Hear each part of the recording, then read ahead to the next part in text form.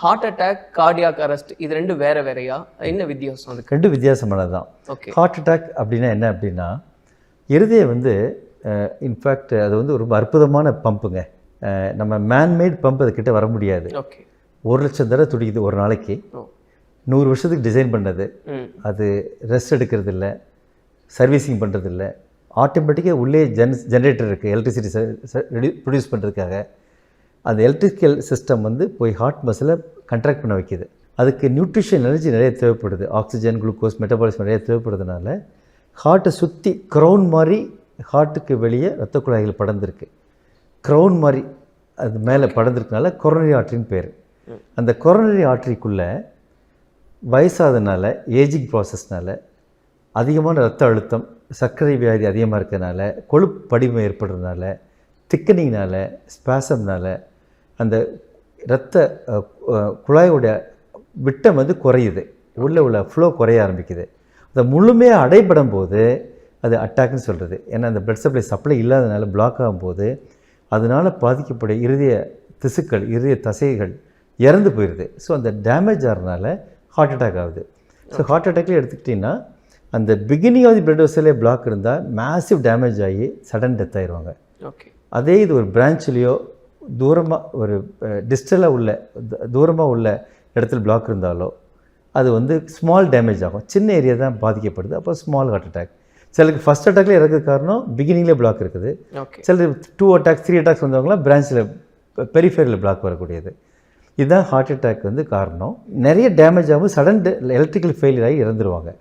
அது ஹார்ட் அட்டாக்னால ஒரு டெத் ஆகுது. இது தவிர சடன் டெத்துன்னு இருக்குது, வேறு காரணங்களும் இருக்குது.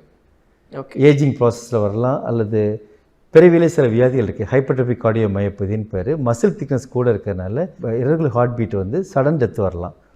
அது சேனலோபதிஸ்ன்னு இருக்குது. நிறைய டைப் ஆஃப் டிசீஸ் இருக்குது. பட் காமனஸ்ட் எடுத்துட்டிங்கன்னா கார்டியக் அரெஸ்ட் காரணம் ஹார்ட் அட்டாக். ஓகே.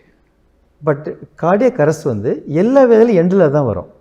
இப்போ கிட்னி ஃபெயிலியரில் கூட கடைசியாக கார்டியக் அரெஸ்ட் வரும். ஓகே. ஸ்ட்ரோக்கில் கூட கடைசியாக கார்டியக் அரெஸ்ட் வரும். நுரையீரல் ஃபெயிலியர், இப்போ கோவிடில் எடுத்துக்கிட்டால் கடைசியாக கார்டியக் அரெஸ்ட் வரும். அதில் எல்லா வியாதிகளையும் கடைசி எண்டு கார்டியக் அரெஸ்ட் தான் வந்து நிற்கும்.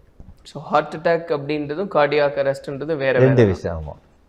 இப்போ சில நேரங்களில் நம்ம பார்க்கும்போது நல்ல ஃபிட்னஸோடு இருக்கிறவங்க, ஈவன் பிளேயர்ஸ் அவங்கெல்லாம் கூட சடனாக இந்த மாதிரி டெத் அப்படின்றத நம்ம பார்க்குறோம், கேள்விப்படுறோம். அது என்ன காரணம்? இது அருமையான கேள்விங்க. இது வந்து இந்த 3 விதமாக பிரிக்கலாம். அதை ஒன்று, அவங்களுக்கு ஏற்கனவே பரம்பரையிலே உள்ள ஜீனில் உள்ள ஹார்ட் மசில் திக்னஸ் கூட இருக்கலாம். ஹைப்பர்ட்ரோபிக் கார்டியோமயோபதி நான் சொல்லியிருந்தேன்ல, அந்த வியாதி இருக்கலாம். ஹைப்பர்ட்ரோபிக் கார்டியோமயோபதி ஈஸியாக கண்டுபிடிச்சிடலாம். இசிஜி எடுத்து பார்த்தா தெரிஞ்சிடும், எக்கோ பார்த்தா தெரிஞ்சிடும். அதனால இசிஜி எக்கோத்தில் தெரியக்கூடிய வியாதி தான் அது. சிம்பிளான வியாதி தான் அது. எலக்ட்ரிக்கல் அப்னார்மாலிட்டி சேனலோபதின்னு இருக்குது, அது இருக்கலாம் சைலண்ட்டாக. இதெல்லாம் விட ரொம்ப முக்கியமானது ஹார்ட் அட்டாக் தான். எப்படின்னா இரத்த குழாய்க்குள்ளே உறைவு ஏற்படுறது. அது ஸ்ட்ரெஸ்னால் இரத்த குழாய்க்குள்ளே அடைப்பு ஏற்பட்டு கிளாட் உண்டாகலாம். ஆர் ஸ்பாசம் வரலாம். இன்டென்ஸ் ஸ்ட்ரெஸ்னால் ஸ்பாசம் வந்து அந்த இரத்த குழாய் சப்ளை குறைஞ்சி அந்த மசில் டேமேஜே கார்டியக் அரெஸ்ட் வரலாம் ஹார்ட் அட்டாக்னால. இது மாதிரி பல காரணங்கள் இருக்குது. ஸோ அவங்களுக்கு every athlete needs evaluation. Simple ECG echo இல்லை கண்டிப்பாக தெரியும். ஸோ அதை அவங்க ஃப்ரீக்வெண்ட்டாக எடுத்துக்கிறது நல்லது. ஒரு தடவை எடுத்தாலே தெரிஞ்சிடும். இது நான் சொன்ன மாதிரி ஹைப்பர்ட்ரோபிக் கார்டியோபதி பரம்பரை வியாதிக்கு சொன்னேன். 50% பரம்பரையிலையும் வரலாம். ஒரு தடவை பார்த்தாலே தெரிஞ்சிடும்.